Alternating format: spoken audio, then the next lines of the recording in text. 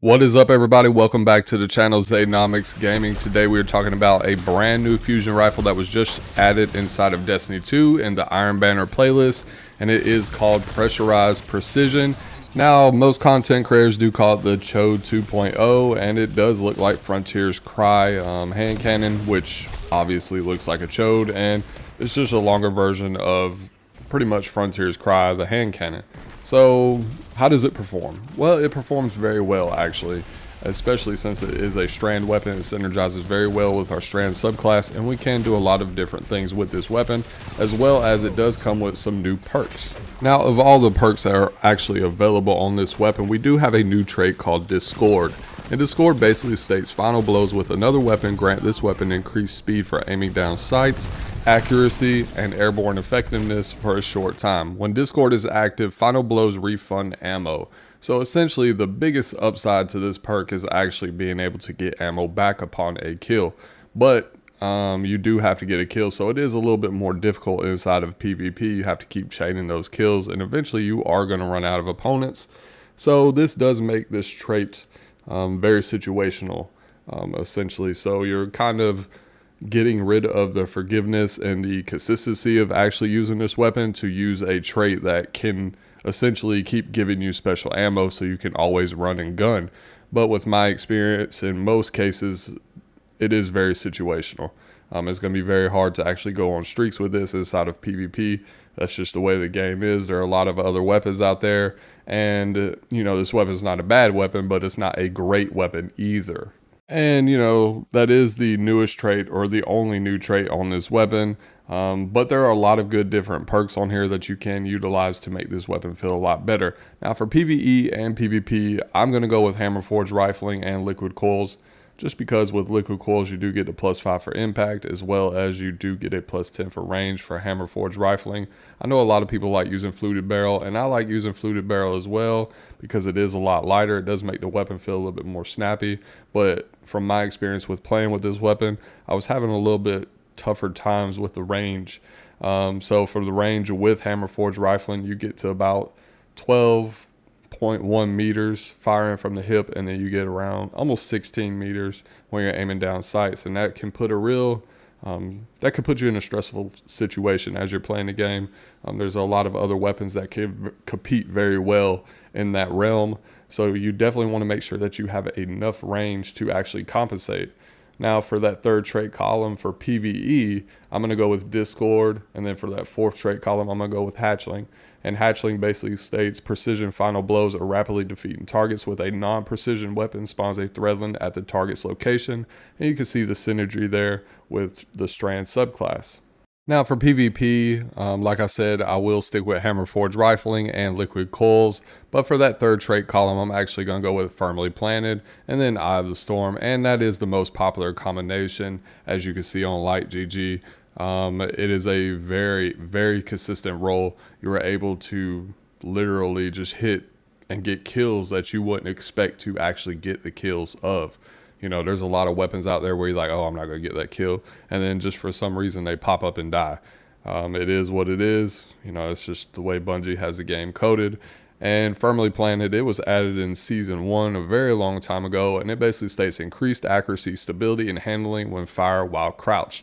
Now that does actually work with sliding, so if you slide and you fire, you will get those benefits. Now with Eye of the Storm, this perk was added in Season 7, and it states this weapon becomes more accurate and boosts handling as your health gets lower. So you do get that bump in handling. So you can see the synergy there where you're going back and forth with firmly planted as well as Eye of the Storm. Now there's a bunch of other great combinations on here, like we have Perpetual Motion. That's another favorite of mine. As long as you're moving, you will reap those benefits. You don't really have to do anything. These are the type of perks that make the weapon very consistent over time. So you got to kind of figure out, do you want lethality or do you want consistency? And there's another great perk combination that you can use with Discord and high impact reserves. Now, like I said, if you get kills or final blows with other weapons, you proc Discord, and it does give you some additional benefits like increased speed for aiming down sights, accuracy, and airborne effectiveness, but you also refund special ammo upon getting a kill when you're swapping to this weapon. So that does pair very well with high impact reserves because you do get a damage increase inside of PvP. So you could go to a 3% damage increase all the way up to a 6% damage increase. And I know it sounds small, but it does help. It does allow you to make the weapon a little bit more consistent compared to what it is currently in its stock form. So it does have a play there, but like I said, you have to get kills with other weapons, and you're not going to have that consistency that Firmly Planted in Eye of the Storm or Perpetual Motion or all these other perks like Rangefinder. All of those perks, they don't allow you to get any kills. You just reap the benefits of them while you're using the weapon. So it's a hard toss-up. It really depends on what you want to do as a player. But for me, for PvP, I'm going to stick with Hammer Forge Rifling, Liquid Coils, Firmly Planted, and Eye of the Storm. Rangefinder is another good perk, but we know that's going to be getting nerfed here soon. So I don't really recommend going for that. All in all, it's a great weapon. It's not hard to play with. It's not a bad weapon by any means. But it's not like oh my god, I got to go out and get one this week before Iron Banner ends. It's not a game-breaking weapon. You may see it here or there, but you're not going to see it all the time. And of course, last but not least, for the masterwork for PvE and PvP, I would just go with a charge masterwork. It does decrease that charge time, and I think that's the overall best option. Of course, we do have range if you want some more range inside of PvP. Now, if I had to give my own personal rating on this, for PvE, I would give it a 3.5, and then for the Crucible, I'd probably give it a 3.8. Like I said, it is okay. There are other options out there when it comes to fusion rifles, and we're not really in a fusion rifle meta right now, so they're walking a thin line as far as how good they can actually be. And with rapid fire frames actually getting a buff, and then there's other adaptive frames that actually compete better than this weapon, like Main Ingredient and Techian Force. Those are other adaptive frames that really slap. It's really hard to recommend this one, or recommend people to go out and try to hurry up and get it. Now, if you don't have a great adaptive frame fusion rifle, then of course definitely try to get one, but it's not game breaking. It's not like you have to rush out and get it. It's just a mediocre fusion rifle. It's okay. Of course, there is some potential build synergy here, but you're talking about using a special weapon, and we have other better special weapons. So it's a hard toss-up for me. It is an okay weapon. It's not bad, but I don't recommend just trying to go out and completely grind for it. Now, when I make these god roll videos, a lot of this is subjective.